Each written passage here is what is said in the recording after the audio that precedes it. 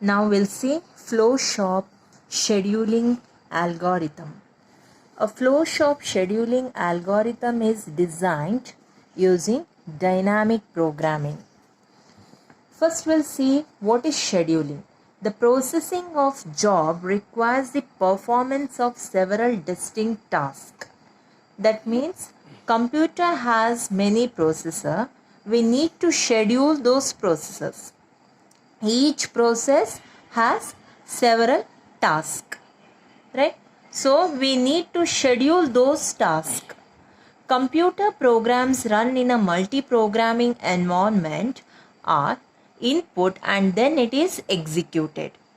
That means first it will execute first program, it will accept the input for first program, and then it will execute that first process or task or program, then it will go for next program. So it is called as multi-programming. Each program will have several tasks. After the execution of job is queued for output and output is printed. That is just a simple technique used in computer programming. Now we'll see general flow shop. In this, it may have n jobs, each require m task. Okay, n number of job, m task. T1i, T2i, T3i till Tmi, where I ranges from 1 to n number of job. What is this T? Tji is a task performed on processor Pj, where j ranges from 1 to m number of tasks. Time required to complete the task is denoted by T. No processor have more than one task assigned to it in any time interval. What do you mean by this statement? Here, each processor will have at least one task for second or for the given time period T. Right? Next, I will explain those points using example.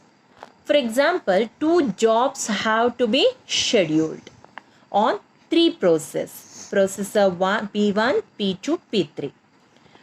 What are the tasks in two jobs? In J1, the tasks are J11, J12, J21, J31.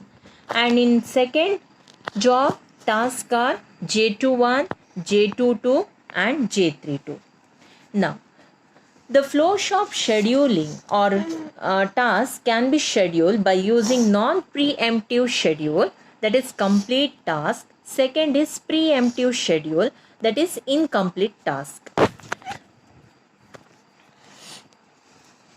First we'll see preemptive schedule.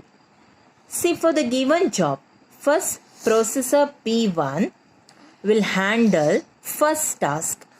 What is the time required to perform first task execution? It needs 2 seconds. I'll take time in terms of seconds. It needs 2 seconds. Yes? 0 to 2. The task is performed.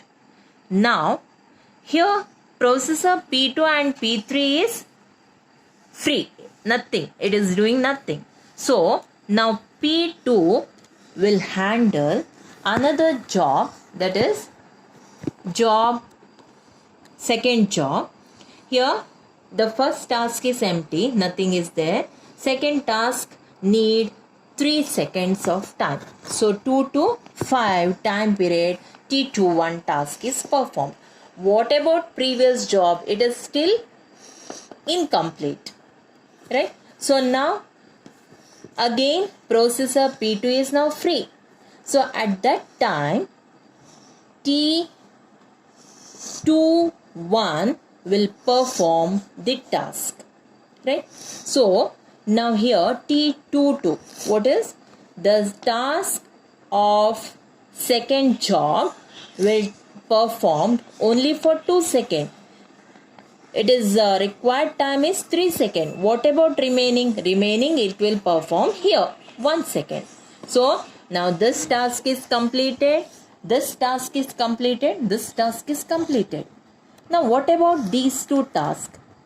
Now T3-1 and T3-2 are simultaneously performed by processor P3.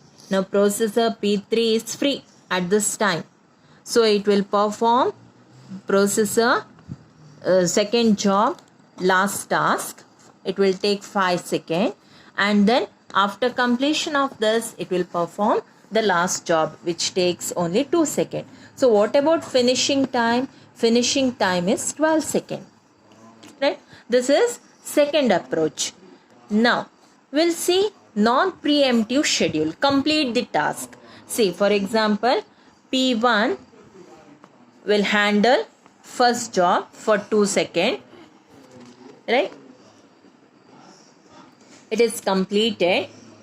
Next, T22, right? Processor P2 will wait to perform this task. So P2 will handle this task. So both tasks are done. Now T21 is performed after the completion of these two tasks, right?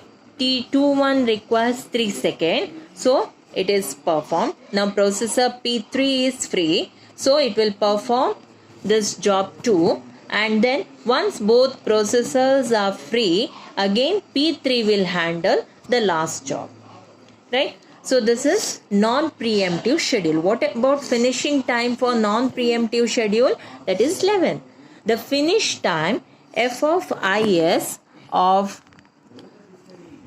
job I is the time at which all tasks of job I have been completed.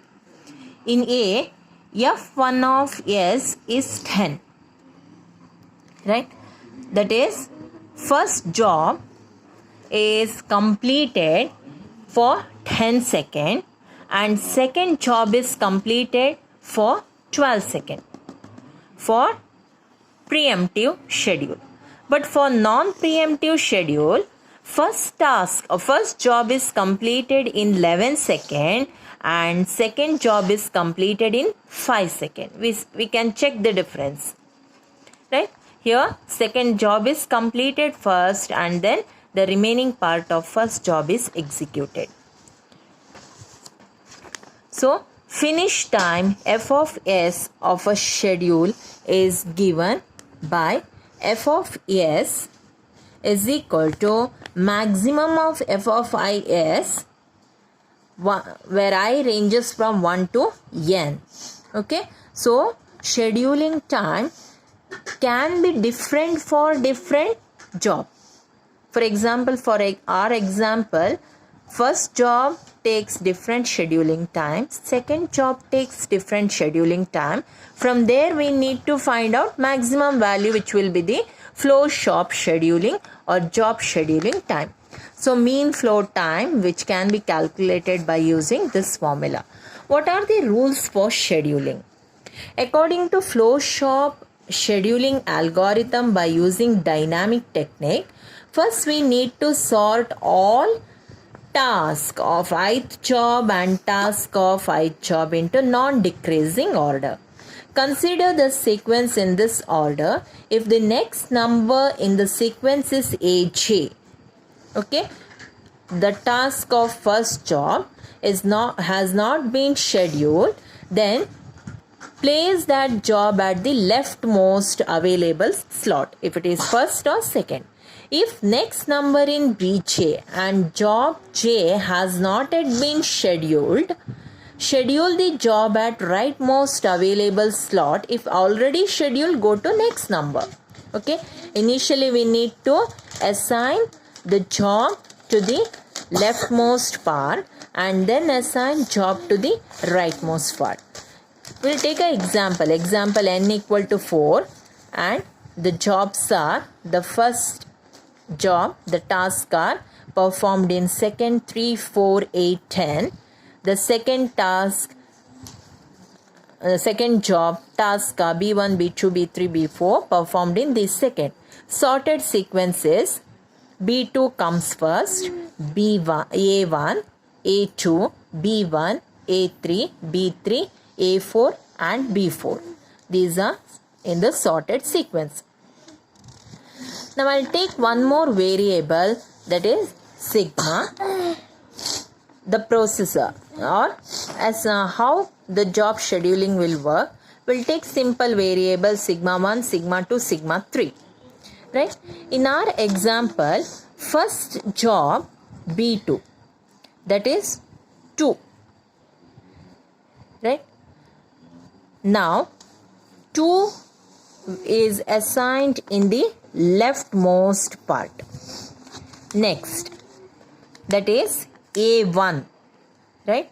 The first task. B2 is a second task, so we'll keep that second task in the rightmost part, right? A1 is the first task, we'll assign that into the leftmost part, that is 3, right?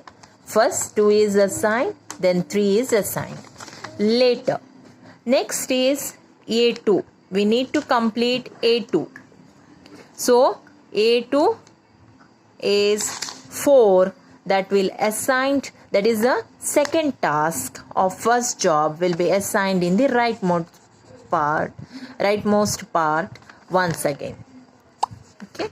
Then the last is this one, that is B1, that is the part of first job will be assigned in the leftmost part. So this is Flowshop scheduling algorithm. For this you need to refer Sartaas Sahani.